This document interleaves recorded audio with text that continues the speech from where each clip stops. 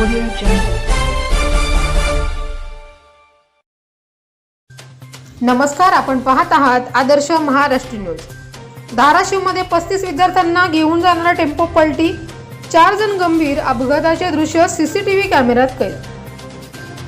सविस्तर वृत्त असे की धाराशिव जिल्ह्यातील धुळे सोलापूर राष्ट्रीय महामार्गावर भीषण अपघात झाल्याची घटना घडली आहे. विद्यार्थ्यांना घेऊन जाणारा टेम्पो पलटी झाला आहे.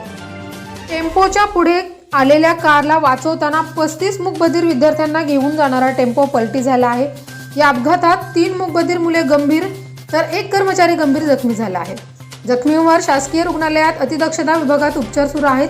दरम्यान या अपघाताचे दृश्य सीसीटीव्ही कॅमेऱ्यात कैद झाले आहे.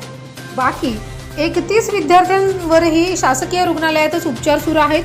उमरगा येथील मूकबधीर निवासी शाळेतील मुलं धाराशिवकडे जात असताना हा अपघात झाला आहे. हॉटेल भाग्यश्री समोरच हा अपघात झाला आहे. अपघातानंतर कार चालक घटनास्थळावरून फरार झाला आहे. आदर्श महाराष्ट्र न्यूज करिता उदय गुंडिले, धाराशिव.